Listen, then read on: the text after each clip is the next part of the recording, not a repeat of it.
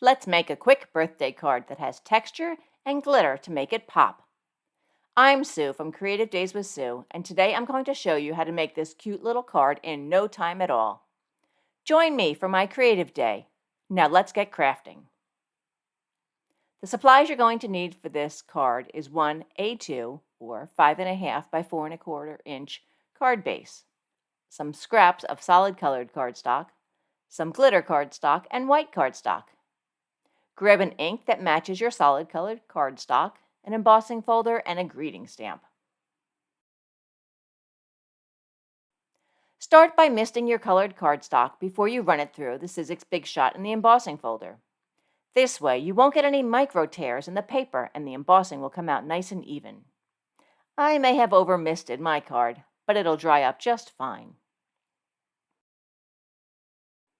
Next up is to make sure your small white scrap is big enough for the greeting stamp that you're going to use.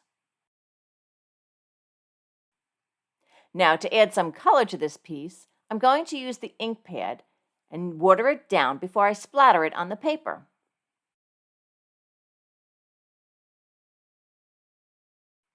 To get a more diluted color also on the paper, I'm using the oversplatter on the glass, and I'll pick it up with the paper. Now I have a variety of tones of the same color on the paper. Using my Misty Stamp Positioner, I will center the greeting on the paper and stamp it with the same ink I used for the splatter. Look how the greeting pops out, even after being splattered with the same color. Now let's put things together. The first layer is the embossed cardstock. I'm applying tape and glue so this piece adheres securely to the card base. With all the embossed areas, I want to make sure it really sticks.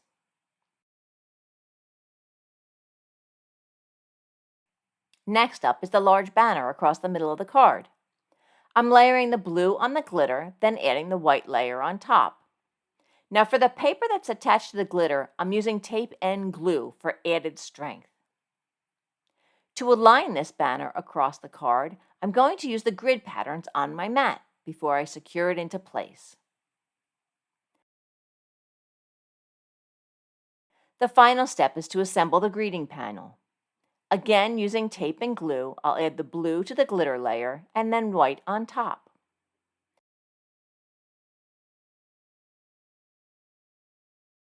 To add this to the card base, I'm adding a layer of foam tape so that it pops out.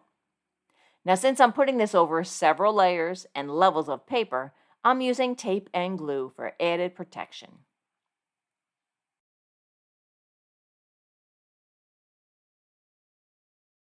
And that's all there is on the card. The card is simple and a great scrap buster, yet because of the layers and the texture, it has an elevated appearance.